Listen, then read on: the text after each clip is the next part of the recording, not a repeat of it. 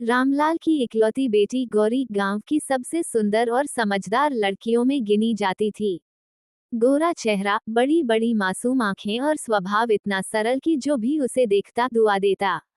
लेकिन किस्मत ने उसके लिए कुछ और ही लिख रखा था। एक दिन गौरी के घर में शादी की तैयारियां चल रही थीं, लेकिन घर में खुशी नहीं बल्कि सन्नाटा पसरा था।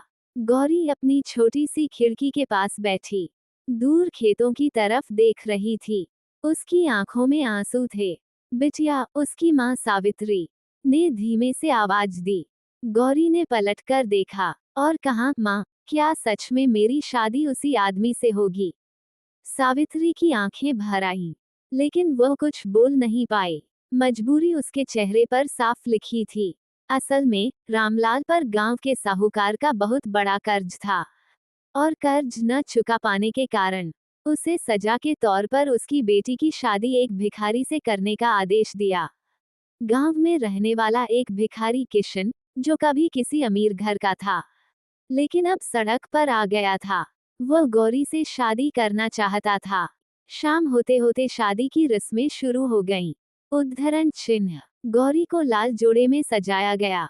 वह बिल्कुल गुड़िया जैसी लग रही थी, लेकिन उसके चेहरे की उदासी छिप नहीं रही थी। मंडप में जब किशन आया, तो सबकी नजरें उसी पर टिक गईं। फटे पुराने कपड़े, बढ़ी हुई दाढ़ी और आंखों में अजीब सी गहराई।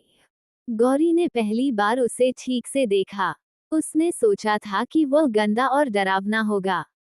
फेरे शुरू हुए। हर फेरे के साथ गौरी को लगा जैसे उसकी आजादी उससे दूर जा रही है।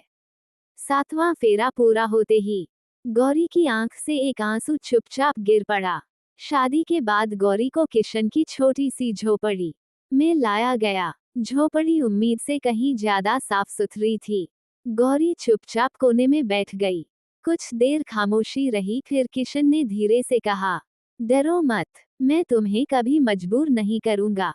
गौरी ने चौंककर उसकी तरफ देखा। उसकी आवाज में सच्चाई थी। मैं जानता हूँ, ये शादी तुम्हारी मर्जी से नहीं हुई, किशन बोला। गौरी की आंखें फिर भर आई, तो आपने हाँ क्यों की? किशन कुछ पल चुप रहा, फिर बोला, क्योंकि तुम्हारे पिता बर्बाद हो जाते, और शायद तुम भी। गौरी पहली बार उलझन में पड़ गई। एक रात तेज बारिश हो रही थी।